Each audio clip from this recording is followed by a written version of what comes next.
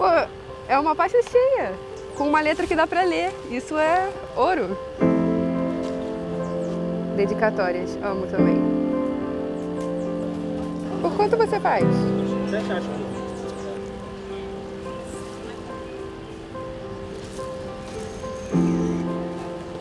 Dá uma volta?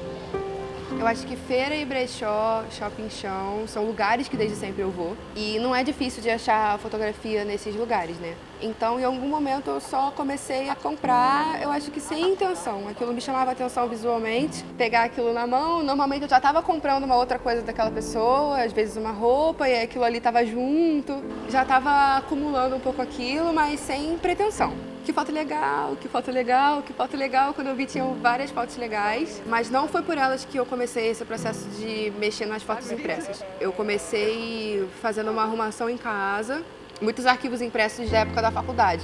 Eram coisas que estavam em cima do armário, fechadas dentro de uma pasta. Não vou jogar essas coisas fora, não, vou dar uma brincada com isso. Eu tinha vindo de uns meses muito intensos de sair para fotografar e que também tem o tempo de você estar em casa mexendo no computador. Tava me batendo essa coisa de que, pô, maneiro, eu tô trabalhando, tô fazendo várias entregas, mas ao mesmo tempo é tudo câmera, computador, né? Mas eu tava sentindo falta de fazer uma coisa um pouquinho mais devagar, assim. Comecei, fiz uns recortes, tentei fazer umas coisas com colagem manual, fiz os experimentos com tinta nessas fotos impressas, experimento com vela, queimar e ver o que acontecia e juntar uma coisa em cima da outra.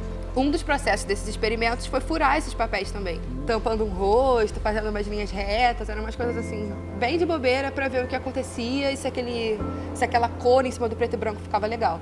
Para eu ter destruído todas essas fotos e começar a mexer nas fotos que eu já tinha comprado foi um pouco sem pensar também. Só furar e curtir o barulhinho do papel, que é uma delícia. Quem já bordou, fez alguma coisa assim parecida, sabe que é bom, assim, aquela coisa da linha furando e voltando.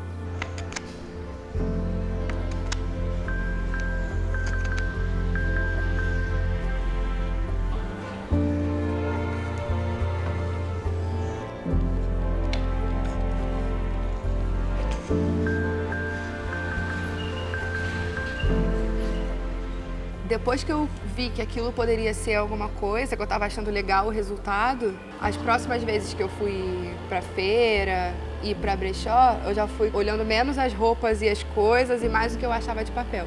E aí, no momento que eu achei a primeira carta, eu acho que foi assim, sei lá, bateu uma sensação de que, cara, isso é muito legal. É tão legal quanto a foto, sabe? Esse papel durou todos esses anos, sei lá onde guardado. Passou por sei lá quantas mãos pra eu achar aqui no chão da Praça 15, sabe? Cartas de 1916. Acho que eu tenho cartas até mais antigas que isso. Por que que essas duraram e estão guardadas, sabe? O que que tá escrito nesses papéis pra alguém ter guardado numa pasta e não ter jogado fora? Uma gota d'água caída das suas pétalas, como uma lágrima saudosa, ficava sobre minha mão. Guardei ambas com amor. A flor dentro de um verso e a lágrima no coração. Meu compadre, as tolas românticas são bem poucas, por isso fico acanhada e só alguns amigos, bondosos e compreensivos, mostram meus versos, que só têm o valor de ter saído do meu pobre coração. Esse projeto, Léo, eu chamo de História dos Outros. Eu sinto que eu faço o meu tesouro ali, que eu procuro essas coisas e eu junto elas, faço esse meu acervo e esse acervo é o meu baú do tesouro.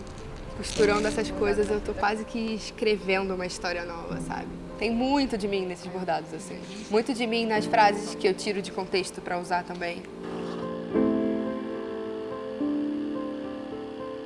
Eu não penso muito sobre a mensagem final que eu tô deixando.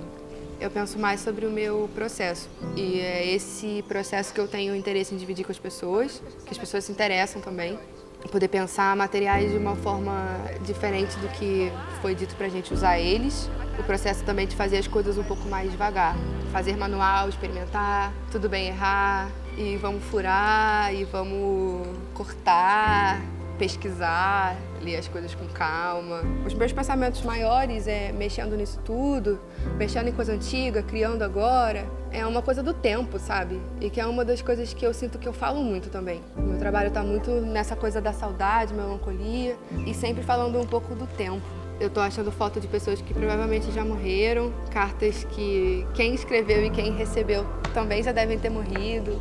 O tempo tá acontecendo e o tempo tá passando e esses registros eles estão intactos. Então eu acho que mexer nessas coisas é brincar um pouquinho, mesmo que de uma forma muito mínima, eu me sinto brincando um pouco com o tempo, sabe? Eu uso uma técnica que a minha bisavó ensinou pra minha avó, que ensinou pra minha mãe, que ensinou pra mim.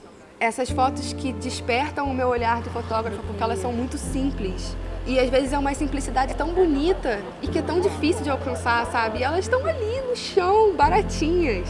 Eu acho que se eu encontrasse um trabalho meu no futuro, eu também teria essa percepção de que o tempo não existe.